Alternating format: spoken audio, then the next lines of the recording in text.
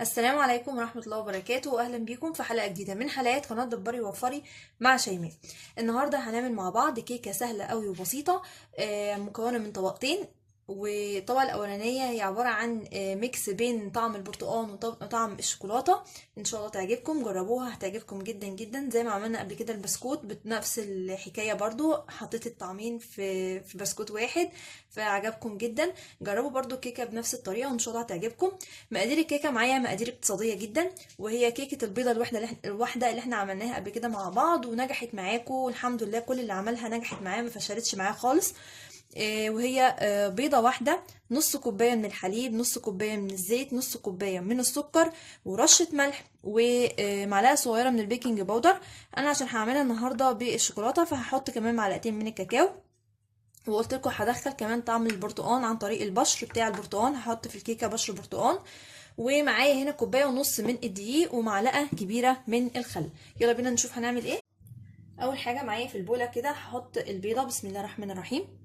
بيضه واحده زي ما قلنا، بسم الله. وهحط كمان نص كوبايه من السكر بالطريقه دي.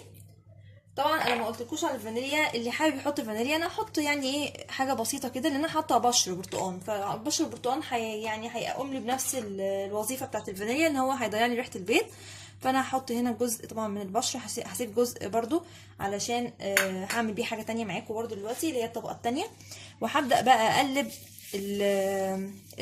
البيض مع السكر كويس قوي لحد ما يمتزجوا مع بعض ويبقى الخليط ايه كريمي شويه.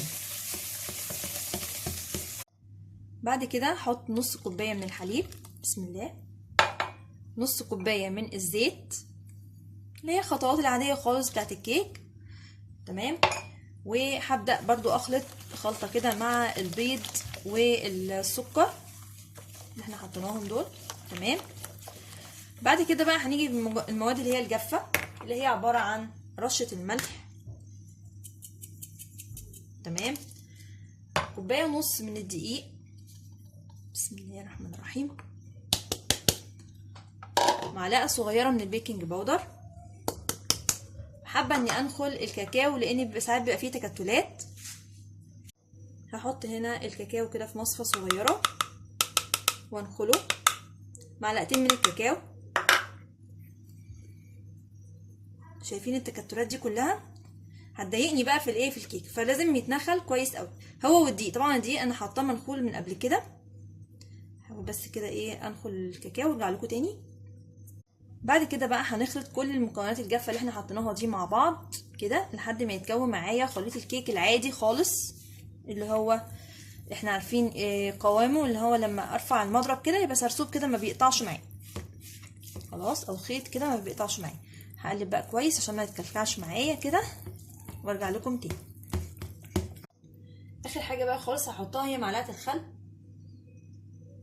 معلقه كبيره بس من الخل. وهخلط الخليط ده كده كله على بعضه واحطه بقى في الصينيه بتاعه الفرن كده. خلاص انا بقى هحط هنا في صينيه الفرن اللي هي عباره عن مقاس كام. دي الصينيه الوسط في الطقم اللي هو بثلاث صواني في بعض، اللي ما يعرفش برضو هي 25 في 35، تمام. طيب هحط هنا بقى طبعا انا دهنه الصينيه دي بدهنه زيت، تمام. احط بقى فيها الخليط بتاع الكيك بتاعي. خلاص كده حطيتها في الصينيه، هدخلها بقى الفرن على درجه حراره 180. هنشغل من تحت لحد ما تستوي خالص، نديها وش في اخر دقيقه وش من فوق واطلعها لكم ونشوف هنعمل الطبقه التانية ازاي. ده كده شكل الكيكه بتاعتي خلاص بعد ما طلعت من الفرن. زي ما انتم شايفين هشه وطريه جدا وجميله جدا. طبعا هي سخنه دلوقتي، انا هسيبها تبرد لحد ما نحضر الطبقه التانية هتبقى عباره عن ايه. بالنسبة للطبقة التانية هنعملها مهلبية برتقان بطريقة سهلة جدا وبسيطة، وهي عبارة عن 3 كوبايات من البرتقان. انا جبت برتقانتين كبار وقطعتهم وقشرتهم وخدت البشر بتاعهم زي ما انتم شايفين. اخدنا نصه في الكيكة ونص دلوقتي هناخدوه في الكريم، ورحت حطاهم في الخلاط ومعاهم شوية مية طلعوا لي 3 كوبايات من العصير زي ما انتم شايفين كده. خلاص طبعا بعد ما صفيته كويس قوي. 3 كوبايات عصير من البرتقال معاهم بزود عن عدد الكوبايات معلقه كمان. يعني لو انا هحط نشا المفروض 3 كوبايات عليهم 3 معالق نشا، لا انا بزود معلقه كمان عشان تطلع مظبوطه. ومعايا كمان 4 معالق من السكر كبار والبشر بتاع البرتقال اللي احنا كنا شايلينه. هنعمل ايه بقى؟ يلا بينا نشوف هنعمل ايه. اول حاجه كده معايا على البارد خالص، انا مش هعمل حاجه تانية على النار. اول حاجه على البارد كده ادوب النشا اللي هما الاربع معالق من النشا زي ما قلت لكم، 4 معالق نشا، 4 معالق سكر، البشر بتاع البرتقال، ولو حابه تستغني عن البشر وتحطي فانيليا مفيش مشكله خلاص. ومعايا بقى المضرب بتاعي كده اليدوي، الاول ادوب النشا كويس قوي مع السكر ومع العصير، وبعدين نرفعه على النار لحد ما يبقى مهلبيه كده. حبايبي خلاص وصلت للقوام اللي انا عايزاه، اللي هو قوام المهلبيه الحلو ده، شايفينه؟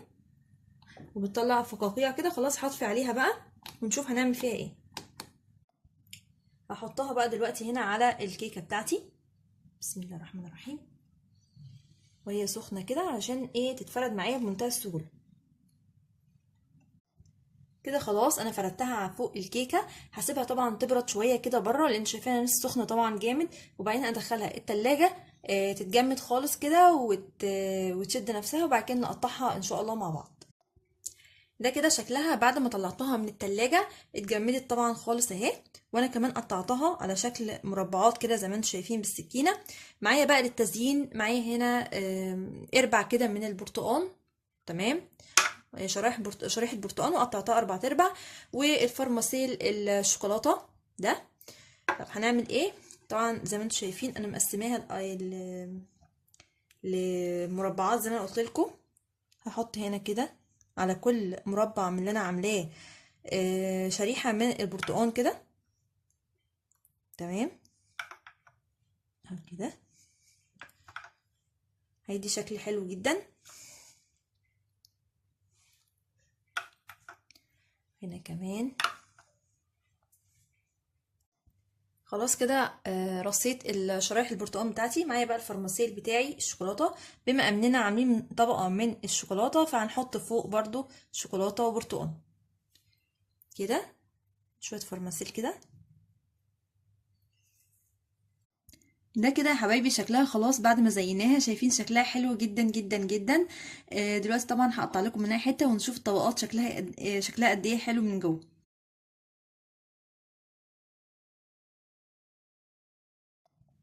كده يا حبايبي قطعت لكم حته من الكيك. قد ايه طبعا الكيكه هشه جدا وجميله جدا جدا، شايفين؟